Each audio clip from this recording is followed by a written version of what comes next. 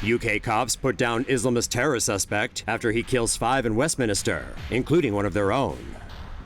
5 people, including a veteran British cop, were killed, and dozens more injured, following a terror attack near the UK Parliament in London.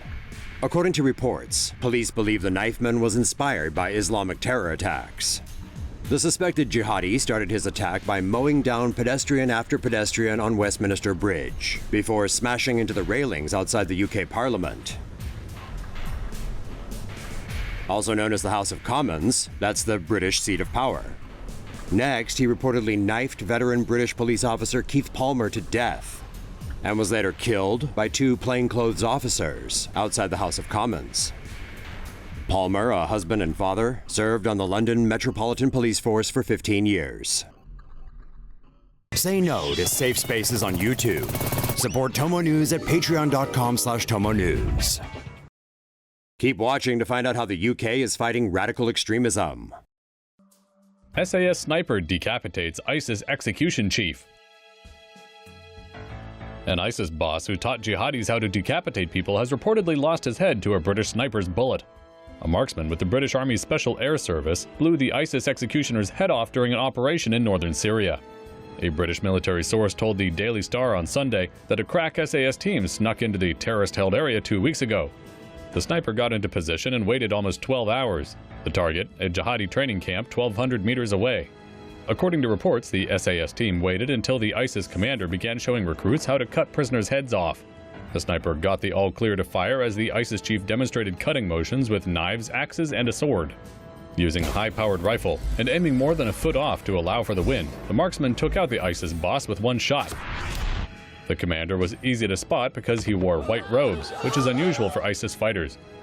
Reports said that most of the 20 ISIS recruits deserted the camp following the SAS operation. British SAS squads on quad bikes, killing up to 8 jihadists a day. Squads of elite British Special Air Service soldiers have been deployed on secret missions to kill Islamic State militants, eliminating up to 8 jihadists a day, according to a report in the Mail on Sunday. Before an operation, intelligence officials tapped the phones of Islamic State leaders to gather more information. Drones first collect footage of potential target sites. SAS soldiers are carried to the site in Chinook helicopters. Since the helicopter's engines are loud, the drop site can be as far as 80 kilometers from the target. The troops then prepare their heavy machine guns and sniper rifles before heading to the target site on quad bikes. Their guerrilla-style attacks take enemies by surprise and make it difficult for them to mount a defense. The SAS had previously said it was only engaged in non-combat missions in the area. The United States and United Kingdom will be coordinating an offensive by 20,000 Iraqi and Kurdish troops in the spring. Say no to safe spaces on YouTube. Support TomoNews at patreon.com/TomoNews. UK readies Tornado GR4s to strike Islamic State targets in Iraq. Britain's Royal Air Force is preparing to deploy Tornado GR4 fighter bombers to attack Islamic State targets in northern Iraq, after British Prime Minister David Cameron announced on Wednesday that the UK is ready to join the US-led airstrikes. The Royal Air Force's Tornado GR4 has been in service for more than 3 decades. It is a 2-seater aircraft that measures 16.7 meters long and has a wingspan of 8.6 meters. It features a Mauser BK-27 revolver cannon on each side of its fuselage.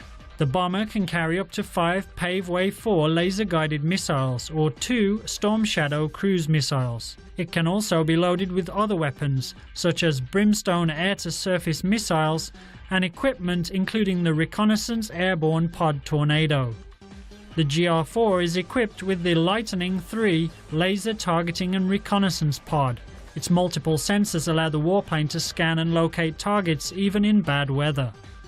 The Tornado GR4 can fly at speeds of up to Mach 2.2 when cruising at 30,000 feet. Its speed is reduced as it reaches maximum altitude of 50,000 feet. The British Parliament was expected to pass the vote sanctioning airstrikes on Friday, as the Cameron administration has already secured the support of the Labour Party and Liberal Democrats.